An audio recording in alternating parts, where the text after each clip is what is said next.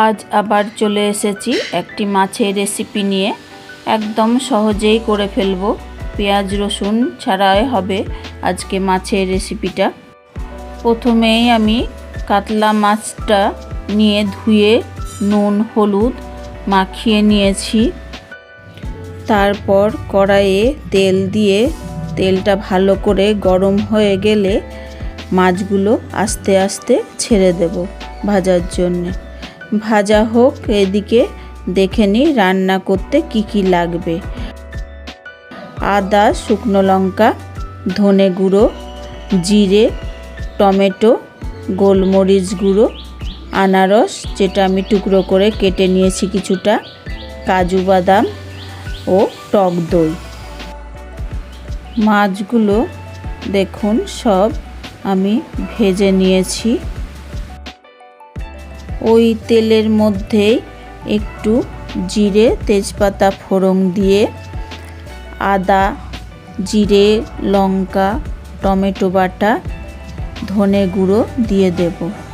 স্বাদ মতন লবণ ও 1 চামচ হলুদ দিয়ে তার সাথে 1 চামচ চিনিও দিয়ে দেব।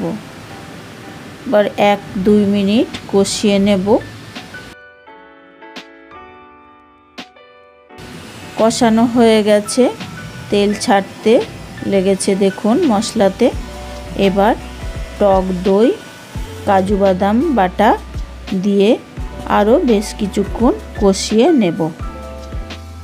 আমার মশলা কষানো হয়ে গেছে। এবার পরিমাণ মতো জল দিয়ে ফুটে ওঠার জন্যে ঢাকা দিয়ে দেব। ঝোলটা ফুটে উঠেছে দেখুন। এবার আমি মাছগুলো আস্তে আস্তে করে সব একটা একটা করে ছেড়ে দেব। দেখুন মাছগুলো যাতে ভেঙে না যায়। তার সঙ্গে আনারসের টুকরোগুলো দিয়ে দেব এবং ঢাকা দিয়ে দেব। 5-6 মিনিটের মতো দিলে রাখলেই হবে। ঢাকনা খুলে দেখে নেব মাছগুলো হয়ে গেছে কিনা, এবং আনারসটাও দেখুন বেশ সেদ্ধর মতো হয়ে গেছে, আর গ্রেভিটাও মাখো মাখো হয়ে গেছে। রান্নাটা আমার এবার হয়ে গেছে বুঝতে পারছি। আনারস কাতলা এবার পরিবেশনের জন্য তৈরি হয়ে গেছে। অসাধারণ আনারস ফ্লেভারের এই কাতলা মাছের রেসিপিটা খেয়ে দেখুন, করে দেখুন।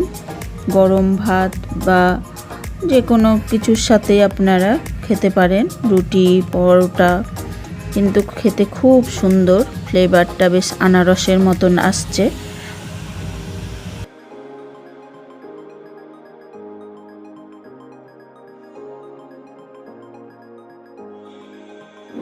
আজকের আমাদের রেসিপি তৈরি।